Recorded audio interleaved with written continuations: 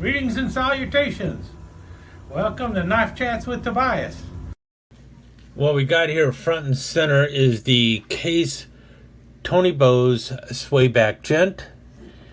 Behind that is the case desk knife, which I just recently reviewed.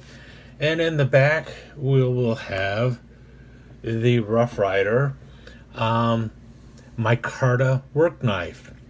And well, the reason all three of these knives are here is because all of them seem to be influenced by one man, and that is Tony Bose. Now, I just picked up the Tony Bose swayback Gent simply because I had recently picked up the desk knife, and when I started looking at the desk knife, I realized very quickly that the desk knife looks very much like the Tony Bose swayback Gent. And we will see just how much when we pull this out and compare them side by side. If you notice, you got the same Wharncliffe blade, you've got the same swayback handle and everything else. The only difference is the swayback Gent is a little stockier and a little shorter. And the interesting thing is after I pointed out that this knife, I thought that this knife might have been designed by Tony Bose. Gizmo Cars sent me a couple pictures of some Tony Bose desk knives, and you guessed it, one of them looked exactly like the case desk knife. I should just leave it out of the sheath. But it looked it was a dead ringer. It was the case desk knife. So this knife was definitely designed by Tony Bose and then later released on the case knife or in the case lineup. And that really shouldn't surprise anybody because Tony Bose was a knife designer who Case picked up and said, "Man, we need to get that guy under contract for us, and he needs to be designing knives for us." And that's what he did. He was actually a knife designer for Case for quite some time. Obviously, before then, he was a designer of his own and made his own knives, and one of them was the desk knife. And matter of fact, he also had a desk knife that looked very much like his teardrop jack. We'll get to the Rough Ryder in just a little bit, but let's talk more about the swayback Gent by Tony Bose. Now, the one I picked it up through Shepherd Hills. I believe this is available from several other places too, though. And it has I don't know what you call that shield. Is it like a hot pepper or a bomb or something like that? It's an interesting shield anyway. In any case, I picked up the one that is in the amber saw cut jig bone. And it's an interesting way they do it. The back side has the lines going kind of one way, and then the front side you have the real nice swirl of the saw cut jig. And I've seen that on other ones too, so it's not just this particular one. I think they even did this in the tribal lock with the bone going in different directions, with the saw cut on the bone going in different directions, and in the back side not being nearly as rustic as the front side. You can definitely feel it better on the front side. I wish they did both sides like the front side, tell you the truth, and I think a few other people have said that too. But it is interesting, and I think that it is done specifically that way. I guess it might have been something that Tony Bose came up with to do the bone that way. So in many ways you have a different knife front and back. Got a nice pinch bolster in the front here. Brass liners, stainless steel back spring, and a stainless steel blade. So it's your Case True Sharp stainless steel blade. And we see here that this came out in 2021. And then we see the very long Tony Bose pattern number there. And notice USA and then TB, and then I think it's 611117, something like that, SS for stainless steel. Easier to read on the box here. If you can see it right there. TB 61 117 stainless steel. Is that right? Six. Yep. 3 1s and a 7, and then SS for stainless steel. This one was born on July 28th, 2021. And there's the box for it, the old flag box. And as you can tell, it has a really wonderful half stop going for it. And a nice nail nick right there. Drops really nicely into the handle. Notice how smooth that is. It is not a big knife. I'll tell you that right now too. Not a big knife at all. Looks like it comes in right at 3 1/8 inches long closed. Want to see the overall? We can do that too. Right at 5.5 inches overall.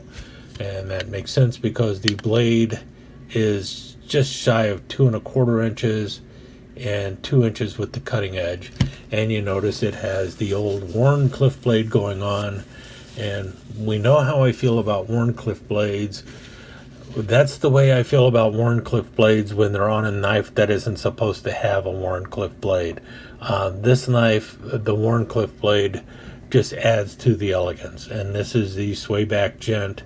And it is very reminiscent to me of the lamb's foot knives out of Sheffield, England. I think that's where Tony was inspired to come up with this knife. Reminds me very much of a lamb's foot. See that walk and talk? Man, talk about really smooth action. The pull on that blade is around a 5 or a 6, depending on the way you count it. Look at that. Is that not nice? Drops right down the middle. And that's one of the things that I've heard about the Tony Bose knives, that the fit and finish on these is a step above your normal case knife. So basically, if case has like a reserve line of knives, it could very well be like the Tony Bose knives if it isn't like the exotics and stuff. But as you can tell, like most case knives, the pins that hold the spring in place, they are proud, but they are nicely rounded off, and it doesn't bother you when you're holding the knife at all. Matter of fact, if anything, it gives you a place to index your finger.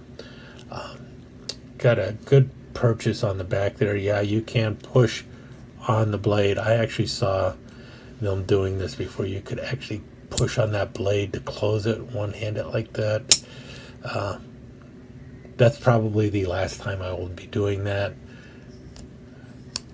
But it takes a little bit of strength to push down on that blade.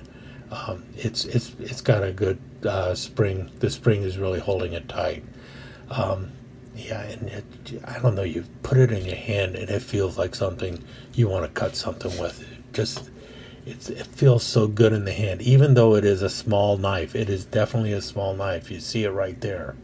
But the pommel of it goes right into the palm of my hand, and it just, really good purchase on it.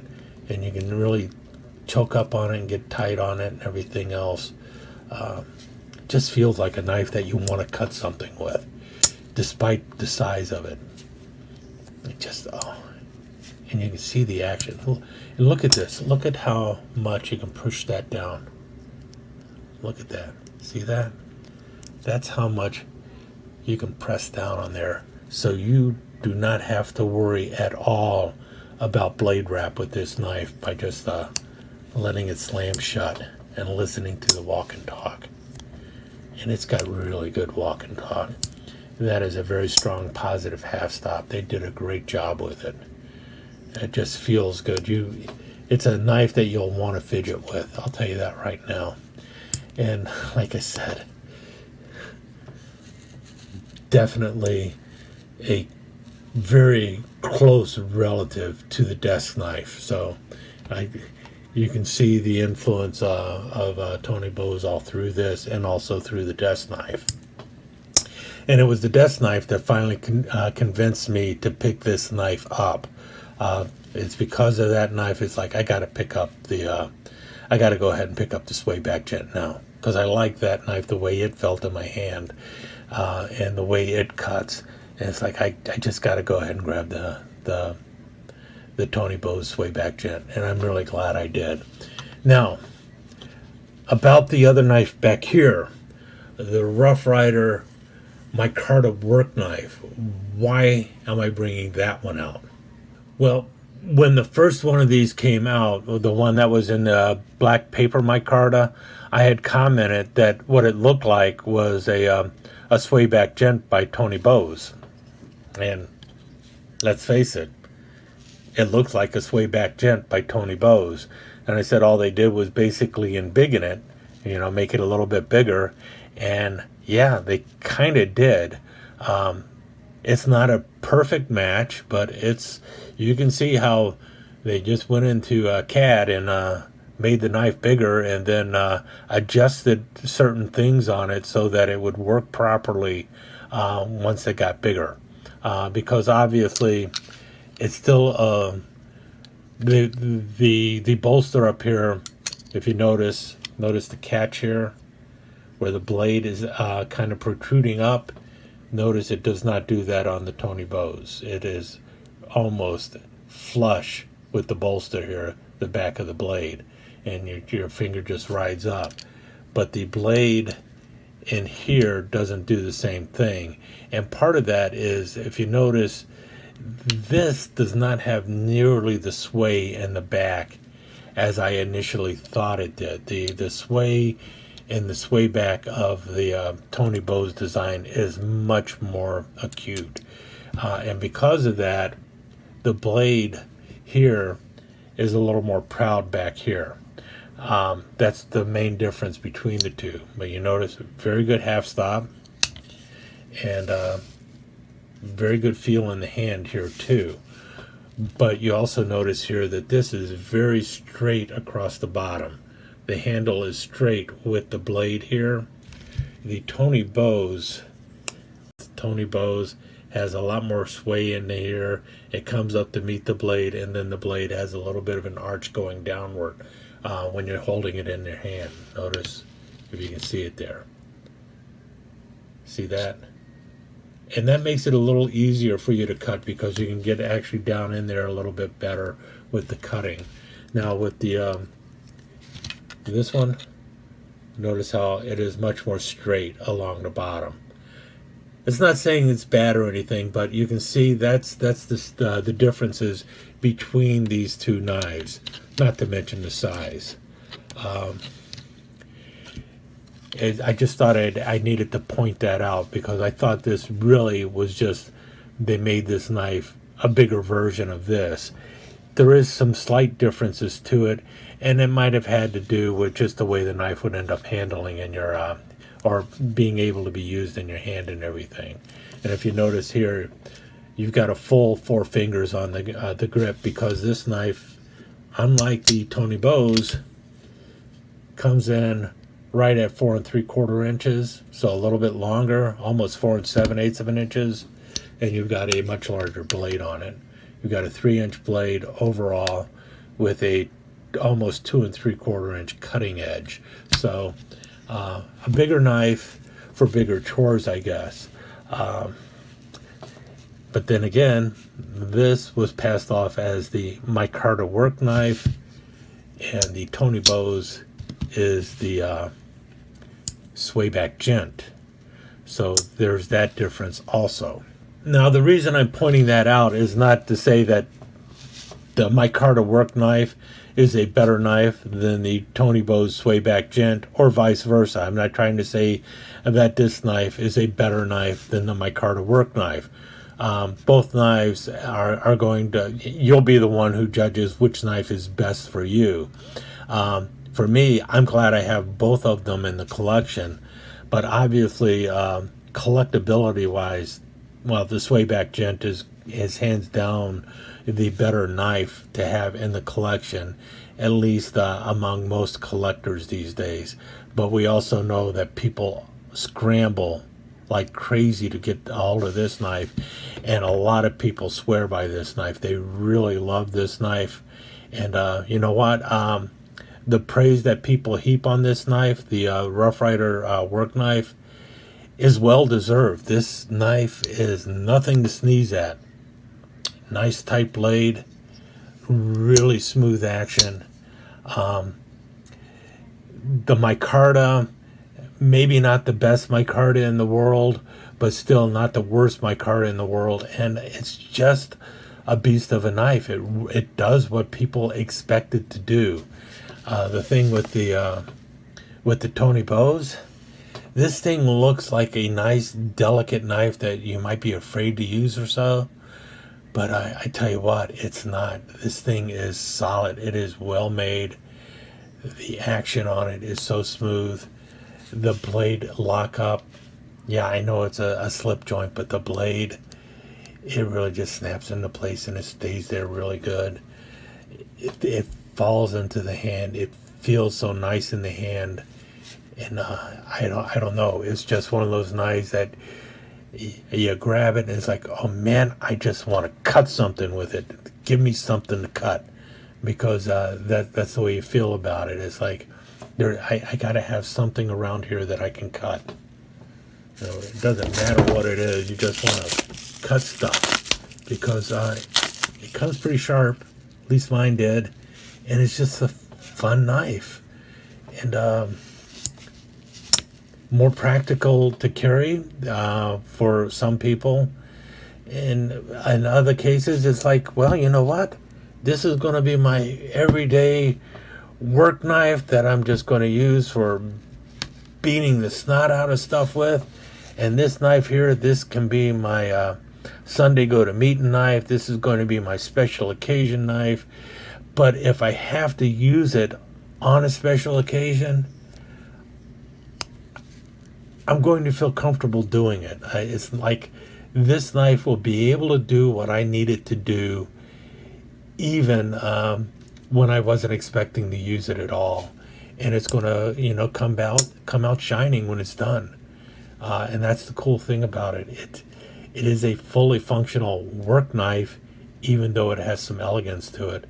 And so it's might be designed for the gentleman, but it's for the gentleman who might have to work and do something with his hands. And that's something to say about a little knife in such a small package. It's really a cool knife. And as you can tell from me talking about it, man, this is one of those knives that I really like. My only regret is I did not buy it sooner. But you know what? If I would have bought it sooner, I might not have picked up the Micarta work knife by Ryder. And I would have been missing out on that too, because this is a terrific knife too. And obviously, we won't even say anything more about the desk knife. Man, this thing is just super. I have been using it, and I've been enjoying every letter I open with it. It is such a cool little knife. I am so happy to get it. So, all I can say is, thank you, Tony Bose, for coming up with a really great design. I don't know which one came first, but really cool design. And because of Tony Bose coming out with that design, we also got like the work knife. And thank you, whatever Sheffield cutler out there who first came out with the idea of the lamb's foot, because, yeah, that knife's based off of a lamb's foot. No doubt about it. And yeah, the lamb's foot was definitely a work knife, so I guess we've gone full circle back to a work knife. But somebody's got to be the supervisor, and that's the Tony Bose Swayback Gent.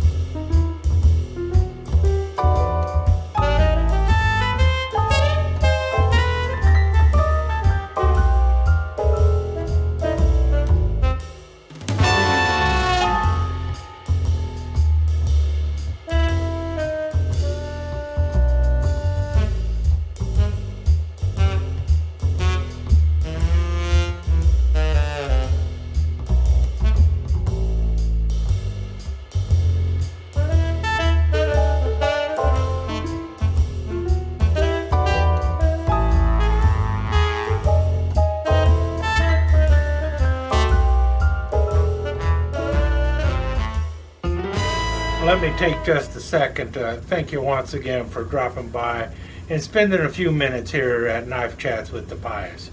I really do appreciate it, and I do appreciate any comments that you leave.